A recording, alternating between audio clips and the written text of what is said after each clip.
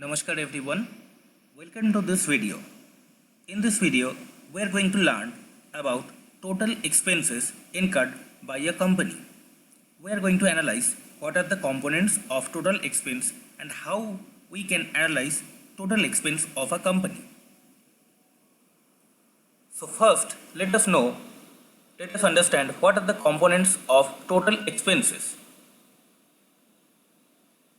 Cost of materials consumed, purchases of stock in trade, changes in inventories of finished goods, work in progress, stock in trade and scrap, employee benefit expenses, finance cost, depreciation and amortization expense, other expenses, etc. So first, let us understand this component, cost of materials consumed. In any manufacturing company, this particular line item, cost of material consumed, is of paramount importance. Materials consumed or utilized for the production of finished goods. So, now let us deep dive into a company's profit and loss statement in order to analyze this line item called cost of material consumed. So you guys can see this is an annual report of this company, Jindal Steel and Power Limited. This is their statement of profit and loss for the year ended 31st March 2021. So you can see this is their entire financial statement, and this is a standalone profit and loss statement of the company.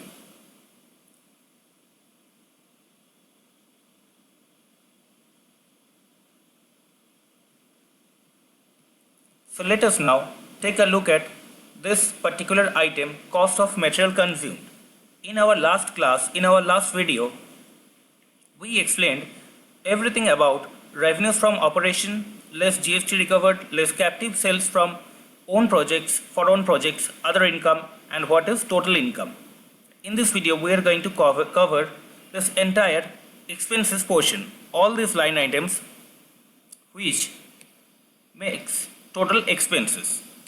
We are going to understand this entire line items in this video. So cost of material consumed is of this amount, 8751.83. Last year it was 10687.67. Now you can see that there is a note number given over here. This is particulars, this is note, this is year ended 31st March 2021, this is year ended 31st March 2020. So cost of materials consumed, you can see that there is a reference note given over here which is 33. Now just by looking at this number, you do not really understand that what is hiding behind this number and why this number has come down compared to previous year. Although if you look at the total income, last year was so less, 26,228.25 crores, and in this year the total income has gone up significantly and has become this much, and revenue from operations also has increased tremendously, but the cost of material consumed has come down. So what could be the potential reason? Let us find out.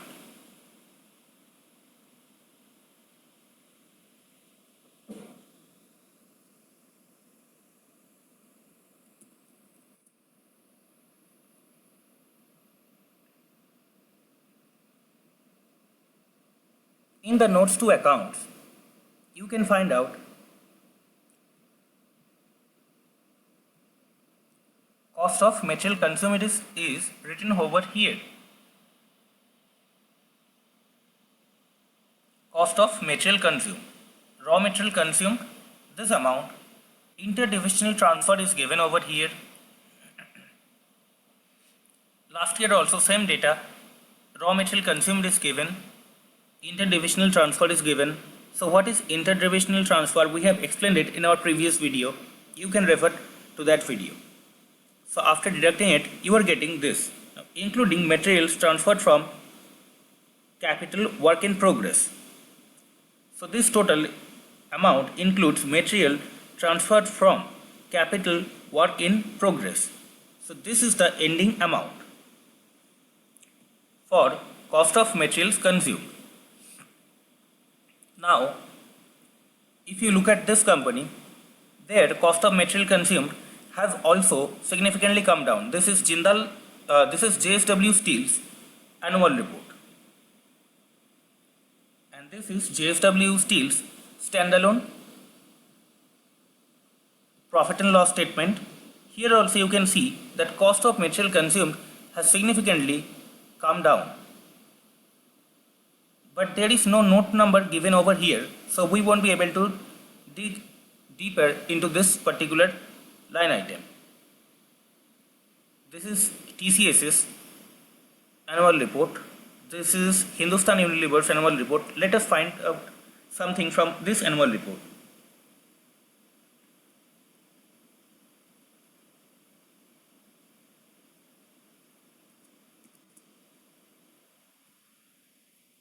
Cost of material consumed, note number is 26.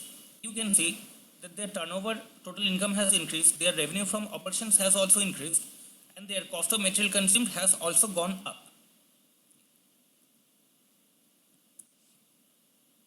Here,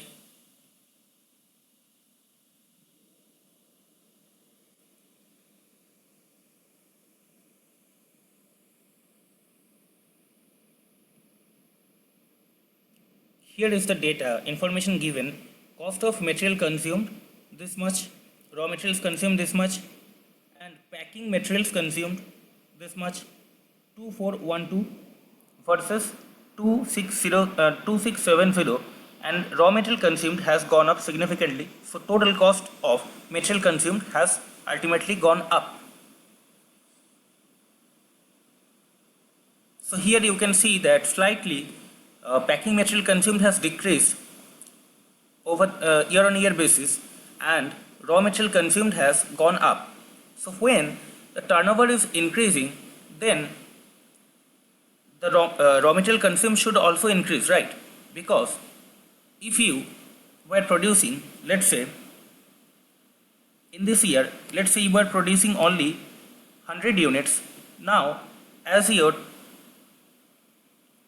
turnover has gone up in this example, so means your total production has also gone up, right? So for that your raw material consumed should go up, right? Cost of material consumed should go up, but in this case it has actually decreased in spite of having a growth in total revenue from operations. And also you must understand one thing, because total revenue means volume multiplied by price of the product. So as you guys saw that the total revenue for this particular company, Jindal Steel and Power, has gone up. Let me show you once again. You can see that revenue from operations has gone up significantly. So what could be the potential reason behind this? Again, let me show you. Total revenue equal to volume of sale into price of goods sold. So there could be three reasons I would say. Either volume has gone up significantly, or price has gone up significantly, or both volume and price has gone up significantly. This is why the total revenue from operations has gone up so dramatically, right? More than 20% growth you can see over here.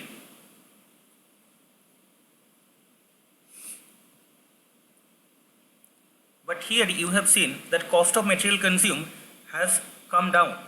So if volume of production goes up, this is a variable cost, right? Cost of material consumed is a variable cost. It is not a fixed cost. If you want to produce, let's say 1 million tons of steel, you need a certain amount of raw materials, that is iron ore or coal or limestone, for the production of steel, right? Now as your total turnover has gone up, as I said, it may be your volume, that means your total production has gone up, or price has gone up, or both has gone up. So this variable item, cost of material consumed, should also have gone up, right? But here we can see it has come down. So what could be the potential reason? That is, either the price for raw material has come down, or there could be another reason. See, for steel companies, we have seen that in last financial year, the price of steel has actually gone up, not gone down. It has actually gone up significantly, right? The price of steel in FY21 and 22, we have seen that it has gone up like anything. Then why this cost of raw material consumed has come down in spite of having such a huge growth in revenue from operations? This could be the strategy of sourcing raw materials, from where a company can source their raw material either from their captive sources, or they can buy those raw materials from supplier. So probably this company was earlier more dependent on suppliers, but now this company is now more dependent on their captive source. As a result, most probably their cost of material consumed has gone down in spite of observing a growth in total revenue from operations. So let us look at this data once again. This is of JSW Steel. You can see cost of material consumed has come down, although we can see that revenue from operations has significantly gone up, but their raw material consumed has gone down. It has come down. So for this company also the same thing must have happened. So what could be the reason why it has come down? In order to come to a conclusion, you must analyze and read company's MDA, that is management discussion analysis, or their director's report. It will give you an insight regarding their raw material prices. And also you should be carefully doing your industry analysis in order to understand that what are the inputs the company is dependent upon and how it can procure its inputs, that is its raw materials or its any other goods that that particular company trades on, and what is the price pattern, what is the price scenario of price going on in the market.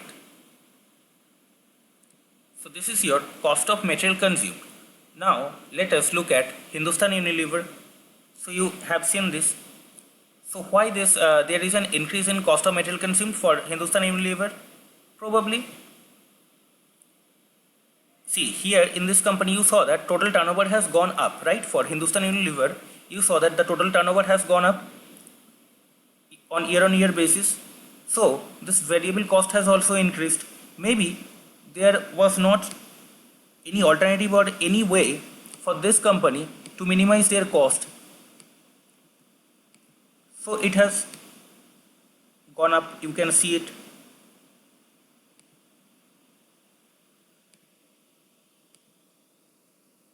Probably this company didn't have any medium, any way to reduce their cost, or maybe if they have partially reduced some of the cost, like utilizing their economies of scale and all those things, but ultimately their total raw material consumed has gone up. Now for a company like TCS, you won't see that there is any cost of material consumed, right? Because this is not a manufacturing company, this is an IT services company. As a result, you won't see that there is nowhere written cost of material consumed, but they have one small note, one small line item given over here, that is your cost of equipment and software license. So what is this cost of equipment and software license? Let us just take a look at this.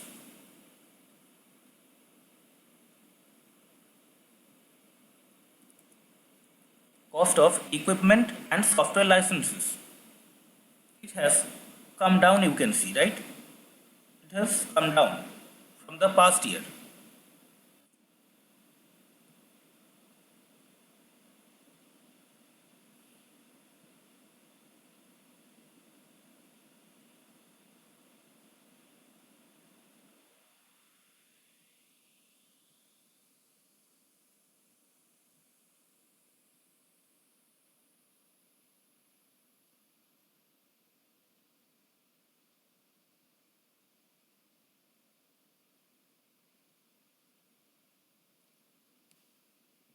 Cost of equipment and software licenses. So what is this? Cost of equipment and software license consists of the following: raw materials, sub-assemblies and components consumed 14 crores and 18 crores, equipment and software licenses purchased. It has also come down. So probably they didn't have that much of need for this product. So this is why the requirement for equipment and software licenses purchased has gone down. This is why maybe their requirement was less.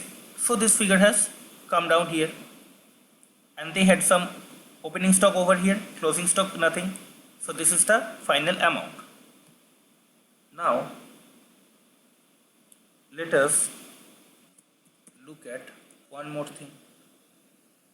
See, for TCS, you can see that this is the standalone profit and loss statement. So you can see here that their total income as well as their revenue from operations has actually gone up. So why this cost of equipment and software licenses has come down? Same reason.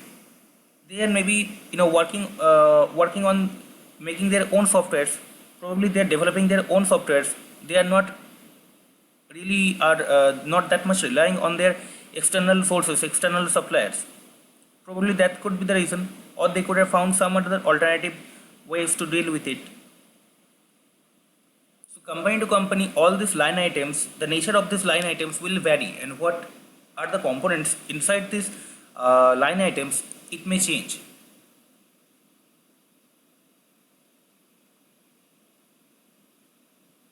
If you look at this company, Reliance Industries Limited, so there they have cost of material consumed. You can see that cost of material consumed is a huge proportion in the expenses area. It is more than actually half of the total expenses. So here what is their revenue from operations? You can see value of sales and services less GST revenue from operations is 2,65,069. Out of that cost of material consumed, the amount of cost of material consumed is so high. Here you can see one thing, revenue from operations has significantly come down, as well as cost of material consumed has significantly come down. But there could be some situations where even if the total revenue from operations has come down, but it can actually, in some cases, this cost of material consumed can actually even go higher than last year. It can even go higher than what was the price last year.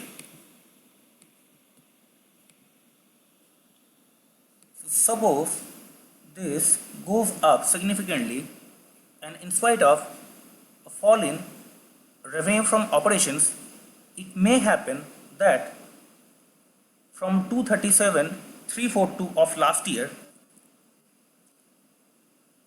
it can become 240,342. So why this can happen?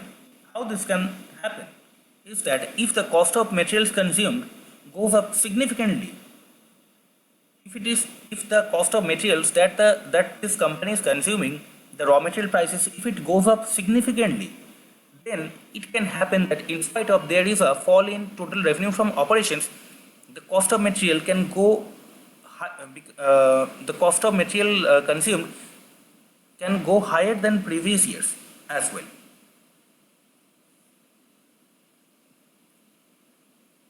Now, as I think now this portion, cost of material consumed, you guys have understood. Okay, there is no note referred here, no note number provided here for cost of material consumed, so we won't be able to dig deeper into it. Anyways, so now we will be now moving forward towards our next line item, that is purchase of stock in trade. So what is this purchase of stock in trade? So products purchased for selling it directly to the customers. Means, let's say in a steel company, as we have seen, they are buying raw materials, and their raw materials are iron ore, their raw materials are coal, their raw materials are limestone for the production of steel, but there may be some products that they buy from other suppliers, and it may be a finished product, and without making any improvement, any changes, without putting it through any other manufacturing process or any other process for that matter, if the company sells that same product keeping some profit margin with them to their customers, in that case it is called as purchases of stock in trade. Means there is no changes made to the product that you are selling. You are just buying it from someone and selling it. So it is a part of trading business. As there are, like, shoe showrooms. So what do? They just buy shoes from companies, from their dealers, distributors. They keep it in their showroom, in their shops, and then sell it to sell the shoes directly to their customers. So that is their purchases of stock in trade. So let me just show you purchases of stock in trade. You can see it. The amount of purchases of stock in trade here is 1545.65. So it is 1545.65 versus 882.46 purchases of stock in trade. So now you will find a note number given over there, which is 34.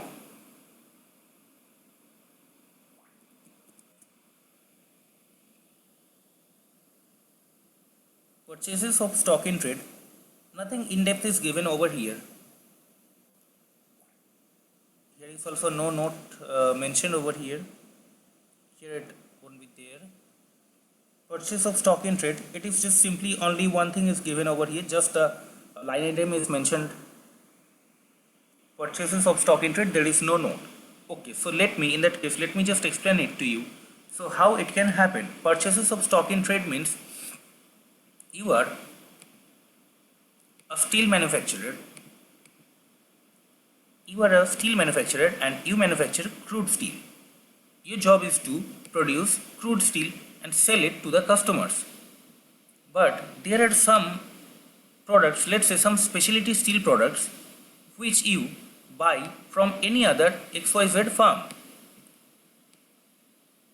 You are buying from those manufacturers and then you selling it to your customers. So then this is called as your purchase of stock in trade. This is not produced by you, this is not manufactured by you, but you have just purchased this product and you are selling it directly to your customers without making any changes, just keeping a profit margin on that.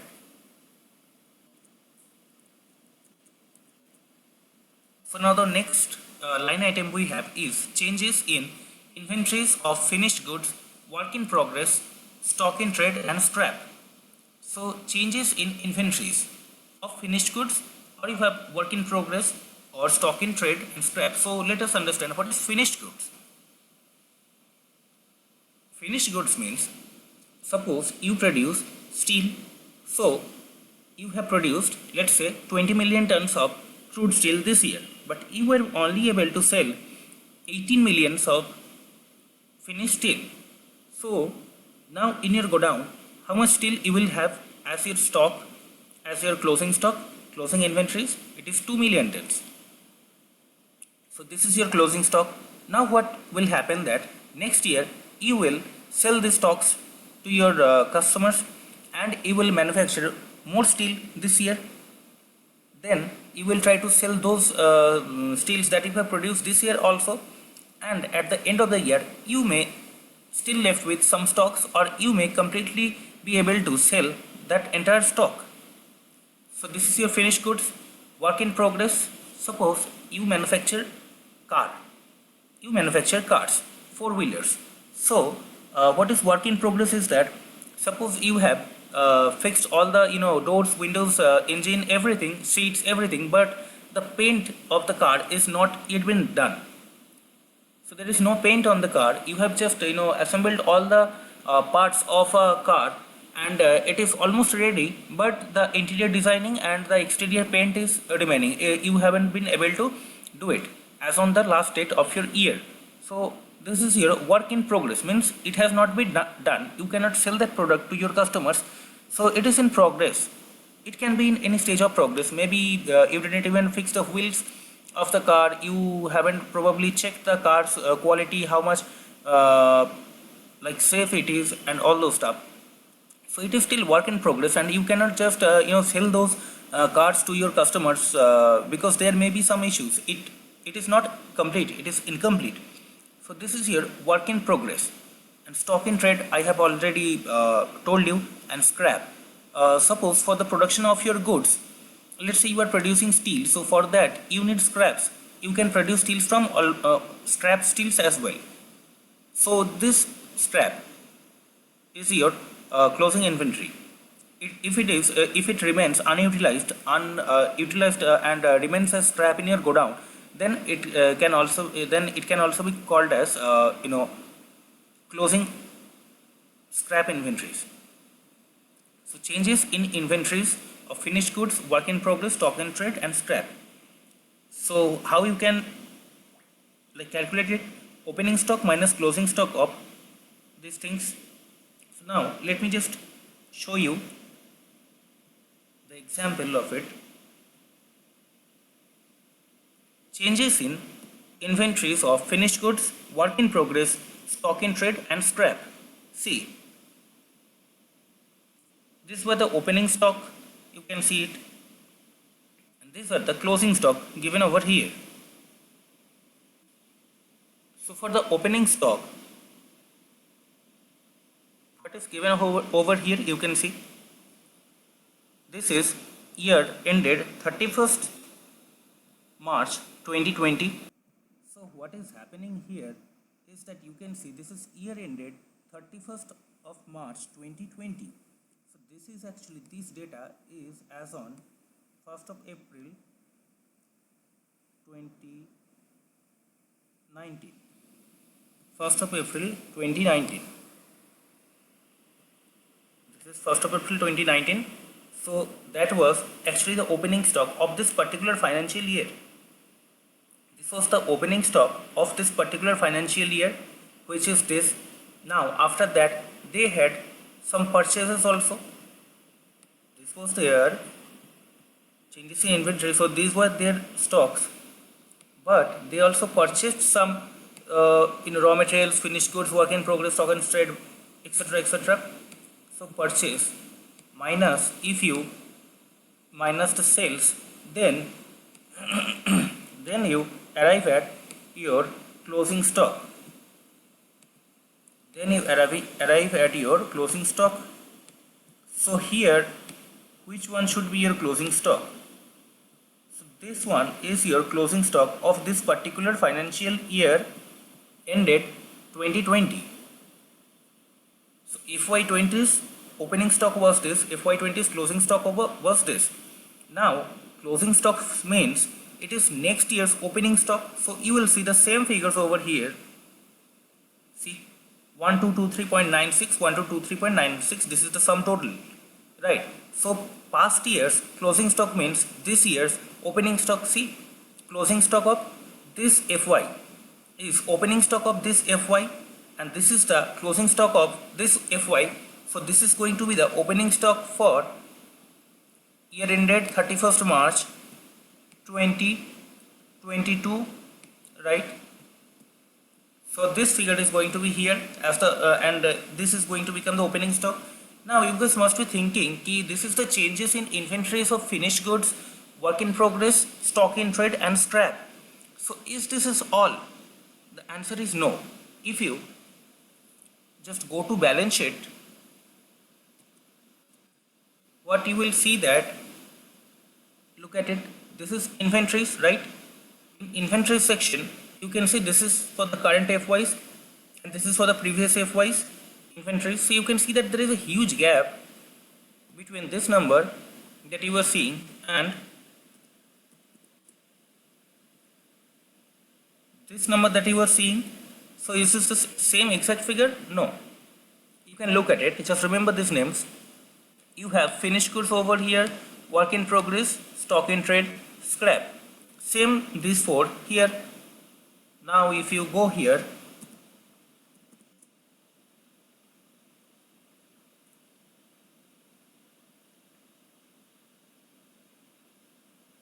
Here you can see this is actually notes to inventories, and this is the notes to financial statement. This is for balance sheet. So in balance sheet you saw these two figures, right?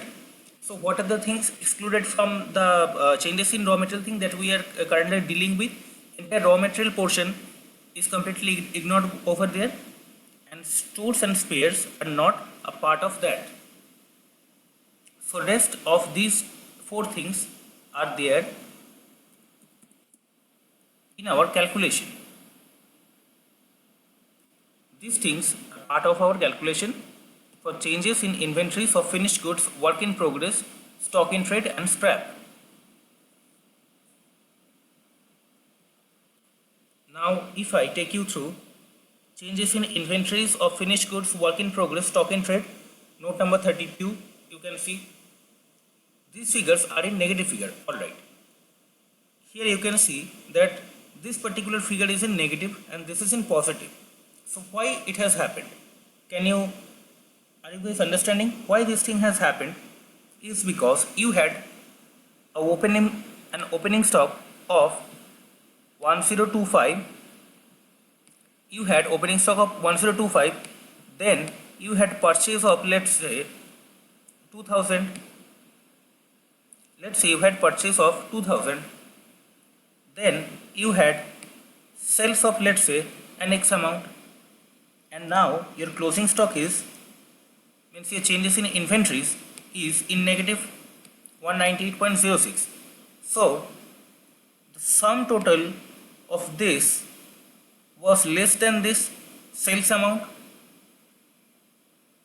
So you had this opening stock plus your purchases minus your sales. This amount is a negative. So this is going to be added in your financial statement.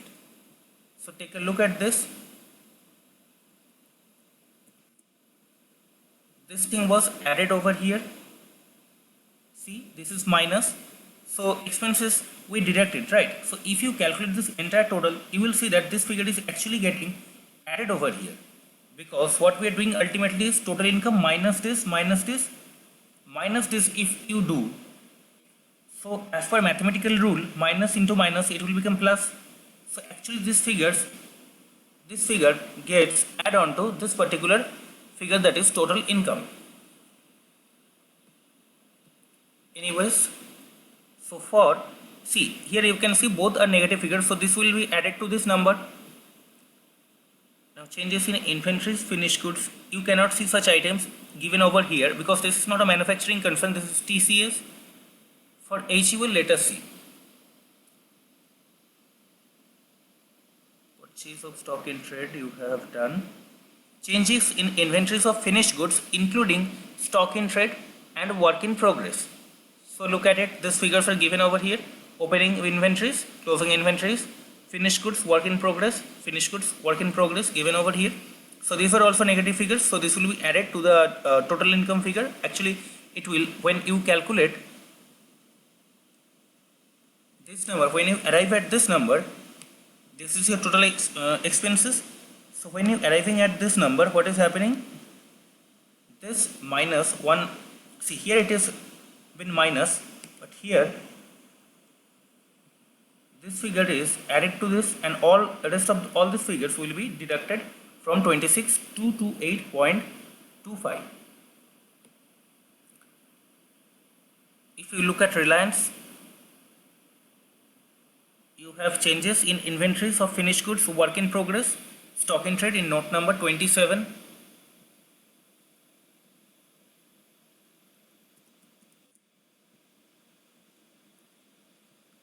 Note number 27. Here you go.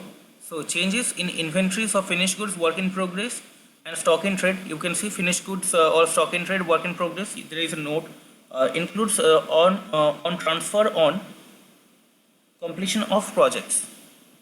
So you can see this figure total, this is close, this is at commitments. Close means this is a closing figure, this is opening figure. Here it is given over there, this is the result. Then less capitalized during the year, less exceptional items, you can see. So finally what is the result? This is 77. So this figure is deducted, these figures are deducted from this. and you are arriving at this number.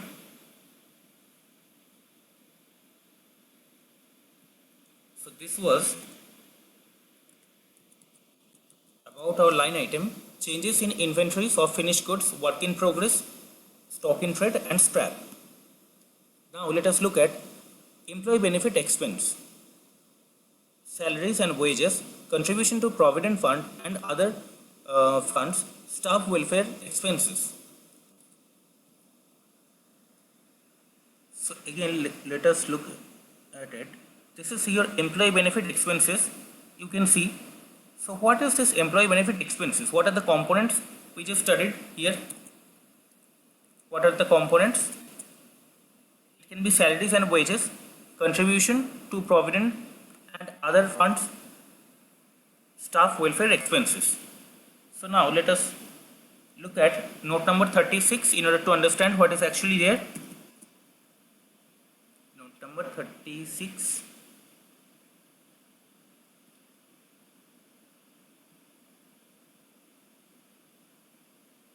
Here you have employee benefit expenses, salaries and wages, contribution to provident fund and other funds, staff welfare expenses. So current year expenditure includes, means this salary and wages includes 4.27 crore, previous year 5.02 crore incurred on research and development activities. So this figure also includes research and development activities cost in this number of salaries and wages.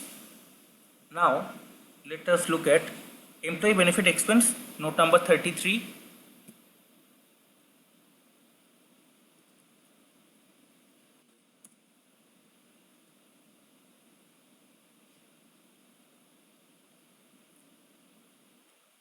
Employee benefit expense, what you have here, salaries and wages, this amount, contribution to provident and other funds given here, expenses on employees, stock option plan, staff welfare expenses.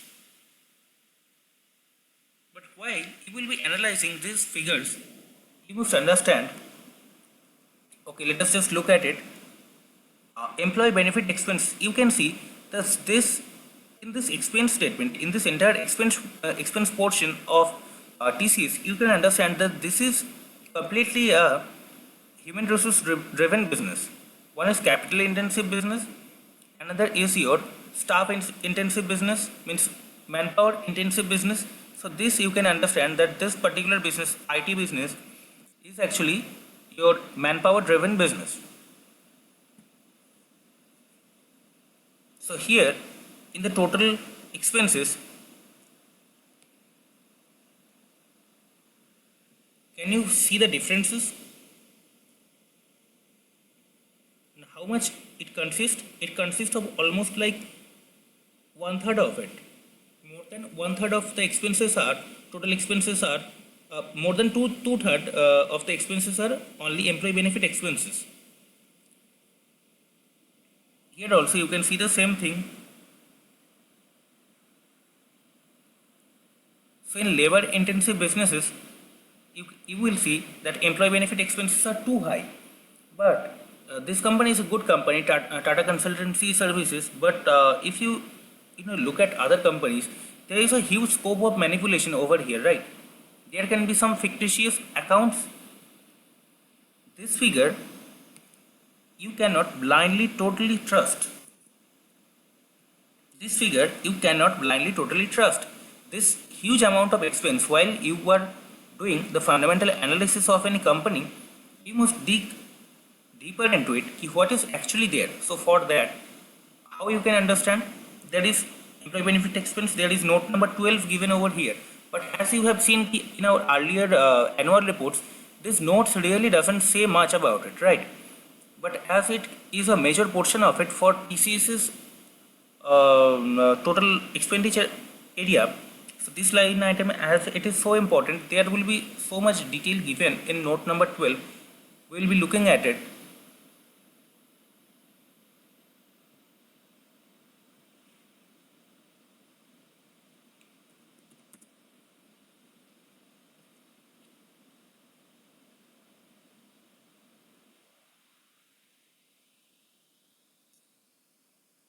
See, here you have so many details given: defined benefit plans, short-term employee benefits, compensation, compensated absences, defined contribution plans, and so many things are given over here. I will not be taking you through all these things word by word right now, but while we will be working on IT sector, at that time I will take you through all of these things, all of these points word by word. Okay, now employee benefit expense of Hindustan Unilever. See, salaries and wages, everything is given over here.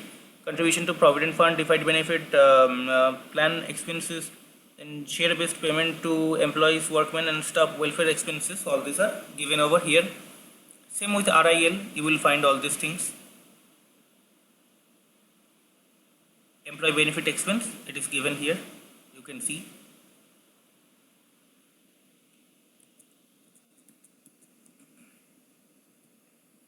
Our next thing and most important thing is finance cost. So here you can see interest on debentures and other term loans. What are the components of this finance cost?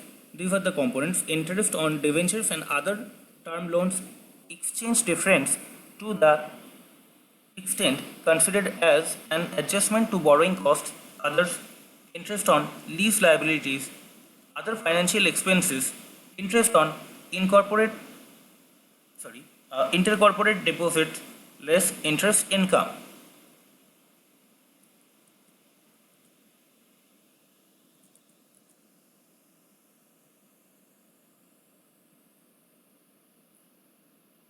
This particular component is really important. Suppose you have taken any loan, so you are bearing interest on this loan, so this will be reflected here. In this area, you will find all the details. Suppose you have taken a loan, let's say of 1000 crore rupees. So all the details are given over here: debentures and other term loans, then your exchange difference to the extent considered as an adjustment to borrowing cost, other financial expenses, less interest income. If you have any interest income, suppose you have FDs, fixed deposit with banks and other companies bonds, if you have investments over there, debentures, if you have investment over there, then you can earn interest on intercorporate deposits. These things are given here. So these are the income, so this is why, and these are the expenses, so it has been deducted from this figure. So net finance cost is here. Same with other companies. Finance cost same: bonds and debentures, others, dividend on redeemable preference shares, interest on lease liabilities, unbinding of interest on financial liabilities carried at amortized cost, exchange differences regarded as an adjustment to borrowing cost, other borrowing cost, interest on income tax. Same with other companies as well. There's no point of like taking you through each and every company's data now. You can see it. RIL also it's given.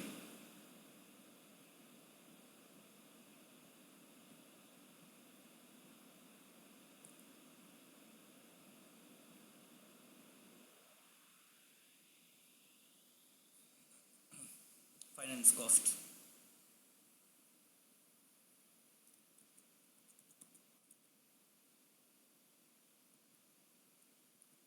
Now we have another very important component, that is line item, that is depreciation and amortization expense. So depreciation, what are the components of this particular line item? It is depreciation on property, plant and equipment, which is owned asset, depreciation on property, plant and equipment, leased asset, and amortization of intangible assets.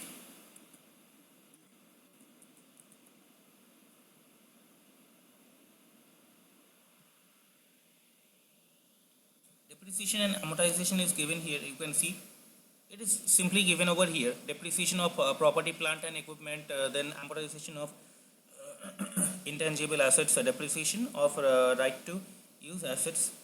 Everything is given here. Same with these companies you will find here.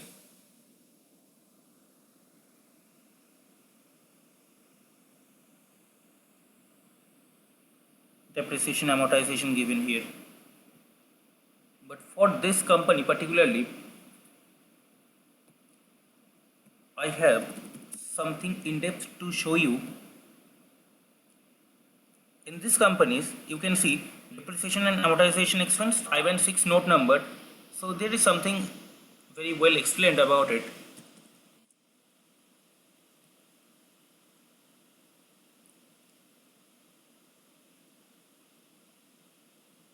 Okay.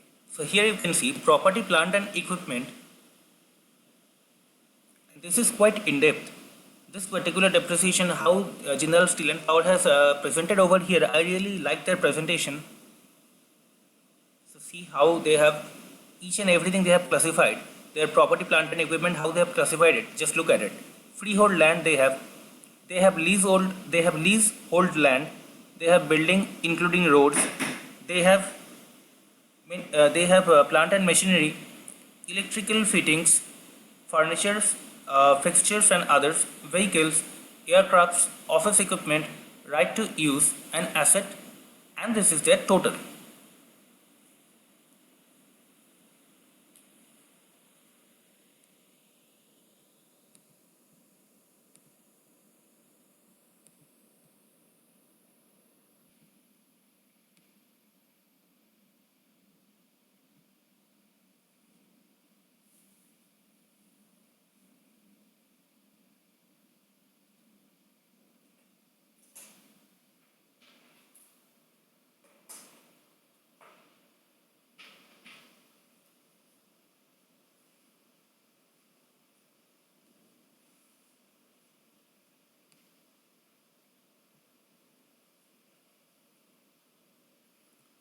So here you can see gross carrying value.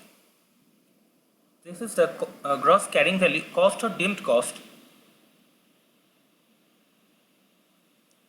as at 1st of April 2019. So see, freehold land is given there, leasehold land, everything is given over here.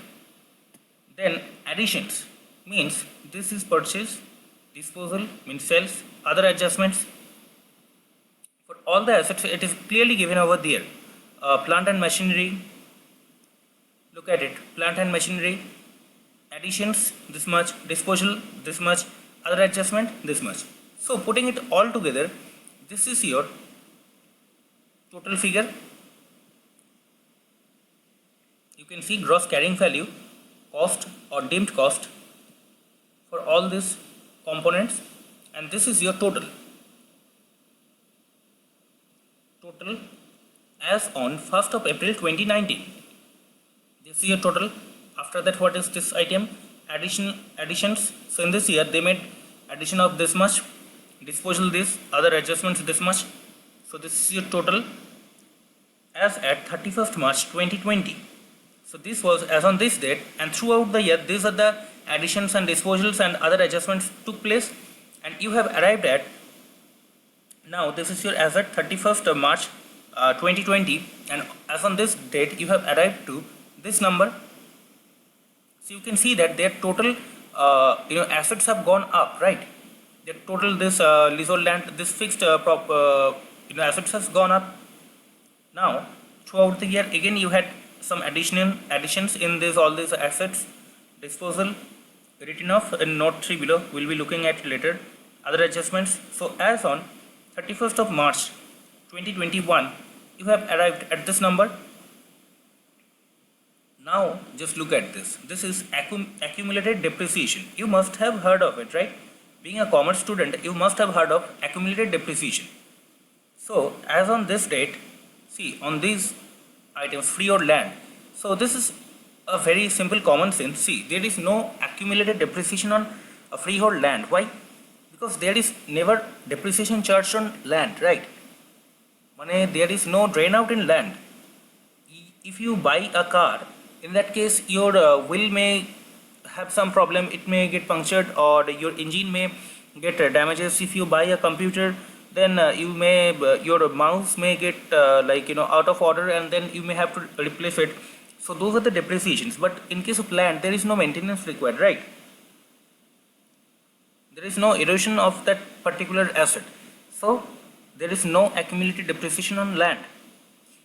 Next you have freehold, leasehold land, then building includes roads, plant and machinery, all these items, all of them have their accumulated depreciation given over here, and the subtotal is this, you can see.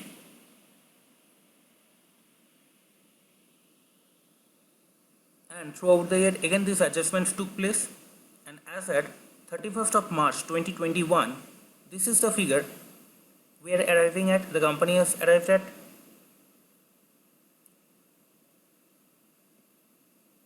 So look at this figure.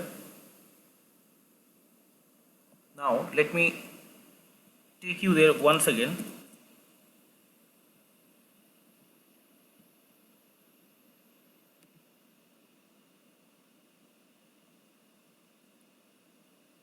Depreciation and amortization expense 2243.45, 2287.08, 2243.45, 2287.08.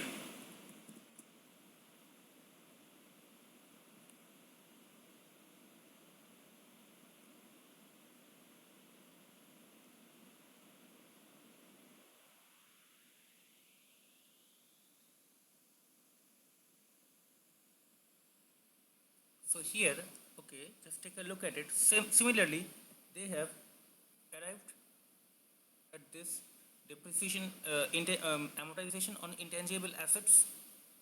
So now let me show you.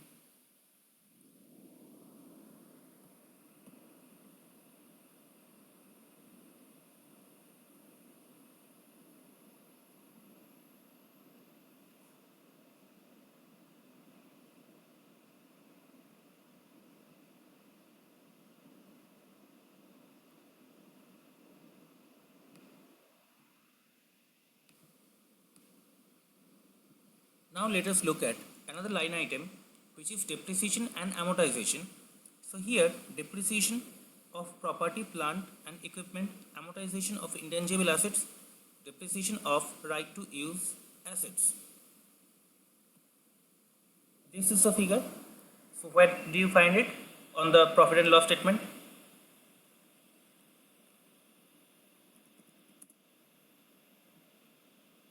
See, this figure is given.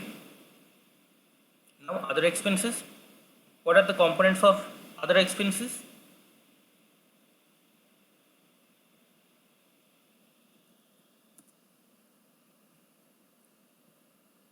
So let us look at other expenses now.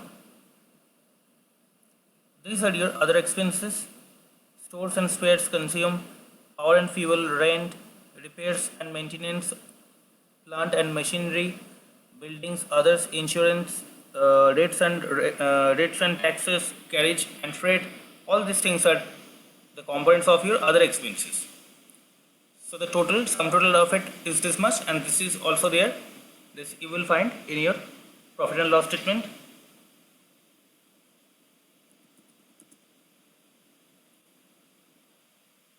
Other expenses you can see it, right? So why we today have gone through so many things? Why all these line items are important, and what are the things you can analyze from these line items? What is the point of doing this analysis? So see, analysis of total expense. So what you are going to get after this analysis, after going through each and every line item, after reading each and every notes to account. So what's the point? What you can arrive at? It is cost of material consumed. See the number, first one, cost of material consumed to total revenue from operations. Look at it very carefully. Cost of material consumed, you had this line item in manufacturing concerns, that cost of materials that you have consumed in order to produce your goods, right? So cost of material consumed to total revenue from operations. It means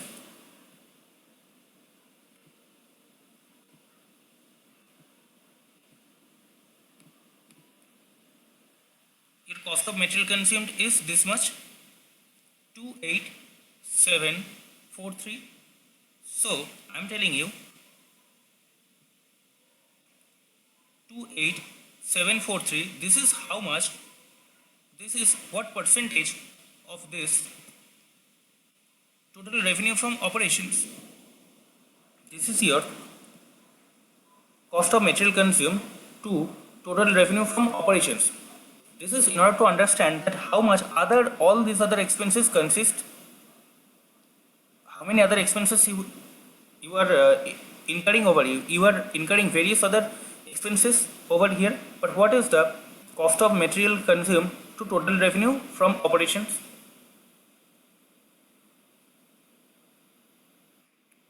Analysis of total expenses. So after analyzing all these line items one by one and reading through all the notes to accounts, now we have got the total expenses on company's profit and loss statement. So this is your total expenses. Sum total of all these figures is this. So if this amount is your total income, if this amount is your total income, if you deduct this total expenses from total income, you get profit before exceptional items and tax. You are arriving at this number, profit before exceptional items and tax.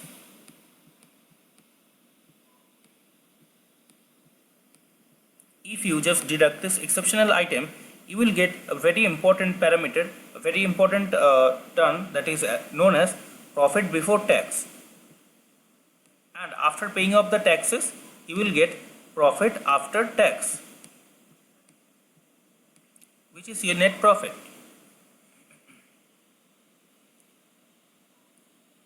So now, after analyzing all these expenses from company's income statement, from company's profit and loss statement, what are the analysis that we can do? We can do cost of material consumed to total revenue from operations ratio. Now, as we have seen that which one is the main component of total expenses, this particular figure, that is cost of material consumed, is the largest figure. It is the largest component among all these other components that is given over here. The total expenses are 58,814 crore rupees, and only alone this particular figure consists so much, huge amount, right? So if something goes here and there, if something goes wrong with this figure, then it can seriously damage the financial condition of the company. So this is why what you can do is you can calculate cost of material consumed to total turnover, your total revenue from operations ratio. You can find it out by just dividing this figure 28743. You can make a ratio of this to this figure. Now, why it is important? Why I am telling you to do this? If you do it not only for just one company but for all other companies, like for TCS, their greatest component is their employee benefit expenses. So if you do it, then you will understand how much revenue the company is generating utilizing this main cost. If let's say TCS's total revenue is, let's say 100 rupees, and the employee cost is, let's say 50 rupees. So what is the company's, how much company's employees are generating for the company? The company's employees are taking this much of salary, but in return how much turnover employees have been able to generate for the company? So this is what I am saying, cost of material consumed to total revenue from operations. The next thing you can do is turnover, operating income, net profit per employee. So if you get the number of employees, you can divide it with the number of employees, and you can arrive at how much turnover, how much total revenue from operations one employee can generate. And if you divide this figure, employee benefit expense, with the number of employees, that means if you can get what is the average salary earned. What is the average salary earned? Let's say in a company, average salary earned for the employees is 2 rupees, and average turnover, that is average revenue from operations generated by that employee, is 5 rupees. And are you guys understanding this? So number of employees, this is your turnover divided by your number of employees, that is your turnover per employee. This is your turnover per employee.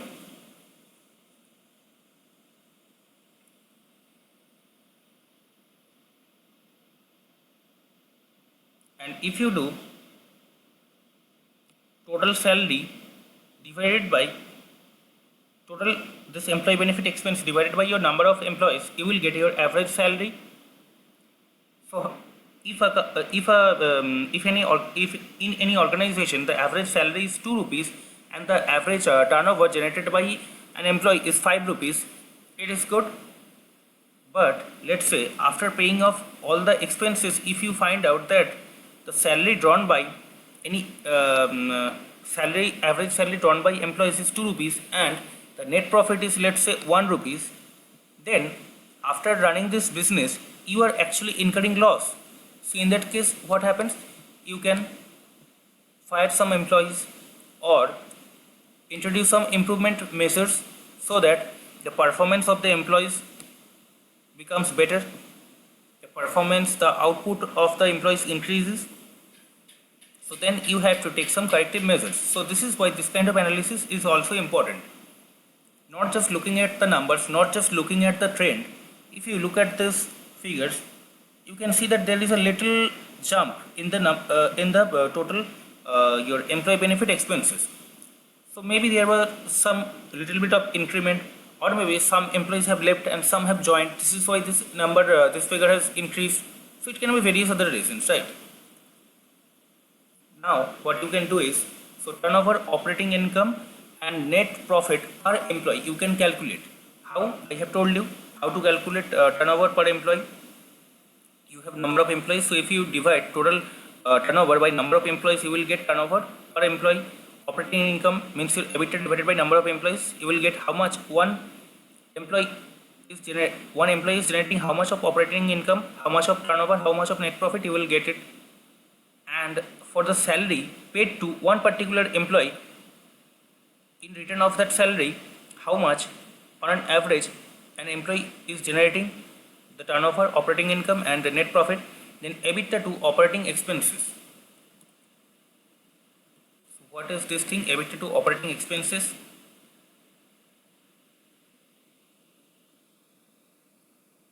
EBITDA to operating expenses means, what I am trying to say is, what are your operating expenses? First of all, your operating expenses are these things. Cost of material consumed is your part of your operating expenditure. Purchase stock in trade, this is your changes in inventories, mining premium. Employee benefit expense is there. But you have your finance cost. We do not consider while calculating EBITDA. We also do not consider this amount, that is your depreciation and amortization, in the calculation of EBITDA, right?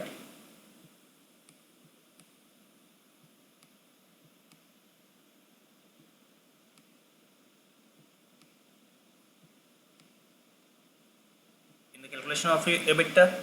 So EBITDA to operating expenses means you calculate the company's EBITDA. How do you calculate it? 72726 minus this and this one, then you will arrive at company's EBITDA.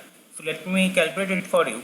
70727 minus 28743 minus 199 plus 872 plus, because this is in minus, minus 6972 minus 1501 minus 14925. Your EBITDA is